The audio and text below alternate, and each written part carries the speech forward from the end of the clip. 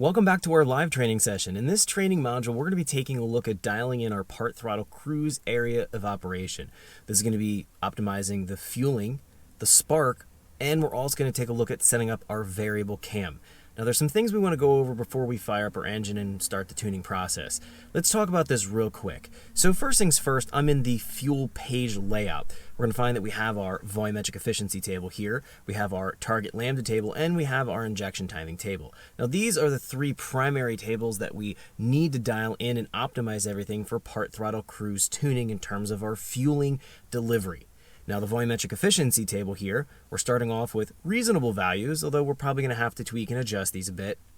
We'll find that we want to have a reasonable target lambda target air fuel to work with here. So in part throttle, I'm going to be commanding here roughly 1.0 lambda from 0 to 4,000 RPM and from 75 kPa to 0 vacuum. So it's going to be full engine vacuum. So this is going to be a reasonable target lambda. So we've set that up. Our goal here is to be able to dial in our volumetric efficiency table values to express the correct airflow so that the link can calculate the correct injector pulse width based on what we want here for the desired target lambda. So our goal here is to actually drive through a particular cell point and hit the desired target lambda. Now we will be using closed loop correction to guide us in making our adjustment and changes. And I'll talk about that as we go through the calibrating process. It's actually really easy. Essentially what we'll find is that our lambda measured from the lambda sensor compared to the target, the link can calculate a difference between the two, show us in the closed loop correction what a particular cell point range needs to be adjusted by. And we can manually make the adjustments, or you can use the mixture map to make the adjustments, or you can even run the engine and use the quick tune function. If you're in a control environment like a dyno, the quick tune will take a look at the difference between these two without the closed loop correction on, so you have to be an open loop, and it will start to adjust your tables for you in an auto tune type of function. Now I don't usually prefer the quick tune option. Some people like that. I usually either like to make manual adjustments looking at a data log or use the mixture map. If you don't have a chassis dyno, and a lot of you guys won't, then the mixture map or just manual adjustments panning through a data log is the way to go. Quick tune isn't really practical, although you can do it. It's just in order to get it to work well, you have to really be in a controlled environment, in a steady throttle, being able to hover in a particular cell point for a particular period of time. It's not real practical if you're doing that on the road. So that's why a chassis dyno, I'm on a chassis dyno right now, I could use it, but I still prefer to just manually update or use the mixture map. So I have a little bit more control over the fueling delivery. All right, so our goal here is to dial in the VE table values so that we're hitting the desired target lambda that we're commanding here. Once we do that, then we can come in and start to experiment with our injection timing table values. We can move the values up or down and see if we can get an optimized fuel delivery point so that we're able to further reduce fueling from the engine. So if we can optimize our injection timing, tuning for the richest lambda with just moving the injection timing value around, we can usually save a little bit of economy and gain some throttle response and take less of an effort off of the acceleration enrichment. So it's going to hinge upon having less acceleration enrichment, better throttle response, better economy.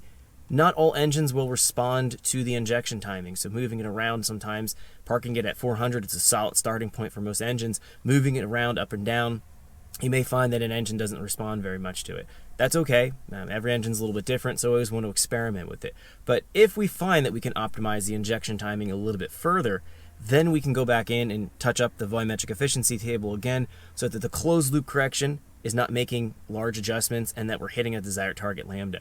So that's going to be the kind of the optimization process here with our fueling delivery. Now, a couple additional things with this. We do have this parameter, to backtrack here to basics page. We have this parameter here called fuel charge cooling coefficient. This needs to be dialed in. This can impact our overall fueling model. What this is going to do is being able to represent the latent heat of vaporization of the fuel as it's spraying out of the fuel injector and hitting the port wall, how much that's absorbing heat and affecting the air density as we're running our engine. So this is something that OEMs always do with a speed density type of modeling, and Link has that type of modeling in here. We want to make sure we are dialing this in. I'm going to show you that process. We can check it at idle, and I like to usually check it at part throttle conditions just so we can verify everything is good. Usually want to go in and turn off closed loop correction so we can see the direct effect of what's going on and not have anything masked by the closed loop correction. We'll get to that after we've dialed in our main table here. Once we've sorted this out, once we've sorted our injection timing out, we'll jump in and take a look at that fuel charge cooling coefficient value and learn how to dial it in. It's really simple, but that's one extra step we have to do for our fueling model to make sure it's right. Now, two additional things here that we have to take a look at in the part throttle calibration process. That's going to be variable valve timing. So let's scoot over here to the VVT window. We're going to make sure that we have some values in our VVT window here that make sense. We want to make sure that we're having a reasonable variable valve timing target in part throttle for a Honda K-Series engine here, so that when we're calibrating the main VE table, that we don't have to go back in and retune it, because any change in the VVT programming in the targeting here can affect our fueling delivery. So we want to set this up, kind of set it and forget it, in order to get things dialed in with our part throttle. So I'll go through that here in just a few minutes. We also have our spark timing to take into consideration here. Now, when we were building our base file, I set up a relatively simple ignition timing table. We can see it's based on map pressure on the side, and this is expanding the range of boost that I anticipate running. I probably won't run much more than about 18 to 20 pounds of boost. So we can see here 200 to 240 kPa. That's kind of the upper limit of the table here. We also see the table spanning all the way out to 9,000 RPM. That's where I plan on revving the engine to, or 8,500 actually. I'm going a little bit beyond that. We're scaling everything appropriate for the load breakpoints, but the big thing here is that we have conservative spark timing values that allow us to drive our engine safely in part throttle and even getting into boost. We're not getting into that now, but that'll be the next tutorial. We want to have safe starting values so we can figure out where maximum brake torque is for this engine. So we're going to be varying our spark timing here, increasing it from our conservative lower spark timing values here from roughly 100 kPa and below. We'll be varying these and looking at the live torque output here on the mainline chassis dyno to figure out what that optimized point is going to be. 20 degrees for my engine is a safe starting point. I'm about 12.5 to 13 to 1 compression, and we are running this on petrol fuel, so we have to be careful of how much spark advance we run, even to be conservative to get things going. Now, if you're a 9 to 1 engine, you could probably run at 3,000 and higher, about 30 degrees of timing, and then sort out the maximum brake timing from there.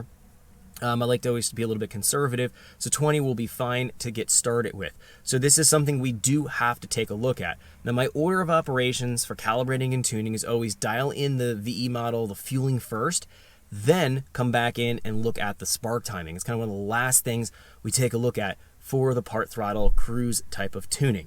So this is going to be one of the last things we look at here in the tutorial. Now, there is something else that I want to discuss that I've added into the file from the last tutorial filming to now. I've added in a custom math block, and this is going to allow us to use the mixture map function for doing our calibrating and tuning process here. It's going to be stripping away the closed loop correction and essentially showing us what the lambda value would be if the closed loop correction wasn't making its adjustments. The mixture map, if we flip over here to mixture map, this will work based off of running in an open loop environment. Can't run open loop, or you could run open loop and start to drive, let's say, getting your vehicle running, getting it going with a base file that you started off with here. You might find you're rich or you're lean, and it could cause a lot of problems for drivability to get things going.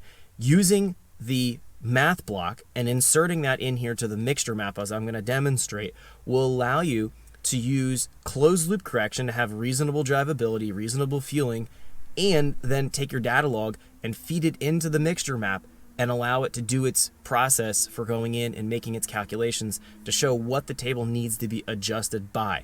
So it's a really, really nice feature, and I use it pretty frequently now with Link. It's something that I started experimenting with about a year ago, and it's probably my primary means of calibrating and tuning the fuel table now, using the uncorrected lambda math block and feeding that into the mixture map.